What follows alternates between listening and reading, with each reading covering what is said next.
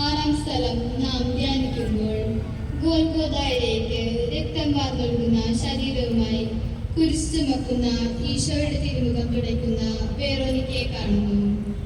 തന്റെ തലയിലെ മൂടുപടം യേശുവിന്റെ തിരുമുഖം തുടയ്ക്കുവാൻ നൽകുന്ന രംഗമാണ് നമ്മുടെ മനസ്സിലേക്ക് ഓടിയെത്തുന്നത്. ഈശോയുടെ വചനങ്ങൾ കേട്ട, അവൻ പ്രവർത്തിച്ച അത്ഭുതങ്ങൾ കണ്ട ഒരു സാധു സ്ത്രീ.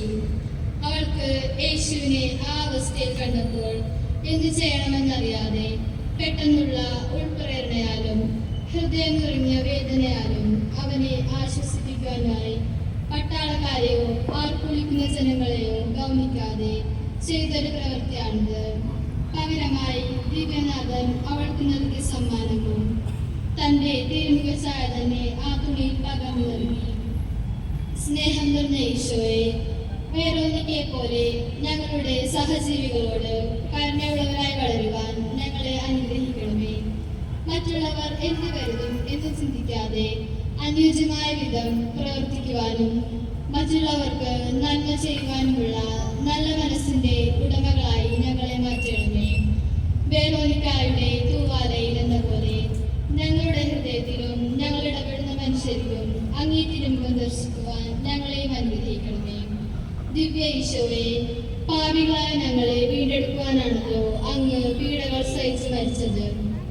മദ്യത്തിന്റെയും മയക്കുമരുന്നിന്റെയും കരാളഹസ്തത്തിൽ അകപ്പെട്ട് മാസ്മരീക ലോകത്ത് കഴിയുന്ന ഞങ്ങളുടെ യുവതലമുറയെ അങ്ങേ കുരിശിൻ കീഴിൽ ഞങ്ങൾ സമർപ്പിക്കുന്നു. അങ്ങേ തിരുരക്തത്താൽ അവരെ വീണ്ടെടുക്കണമേ.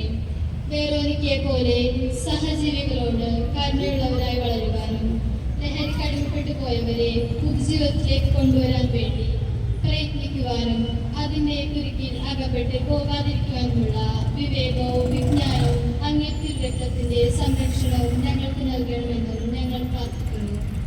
ആശ്വസിപ്പിക്കാൻ വന്നവളിൽ തിരുമുഖ ചായ ഹൃദയത്തിൽ പതിച്ച ഈശോയെ, പിതാവിനോടും പരിശുദ്ധാത്മാവിനോടുമൊപ്പം ആരാധനയും സ്തുതിയും പുകഴ്ചയും എന്നും എന്നേക്കും ആമേൻ.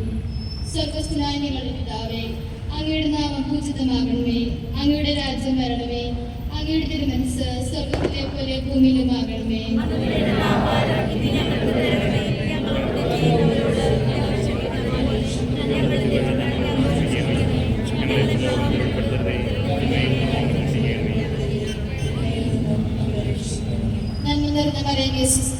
കർത്താവ് അങ്ങയുടെ കൂടെ, സ്ത്രീകൾ അങ്ങ് അനുഗ്രഹിക്കപ്പെട്ടവളാകുന്നു.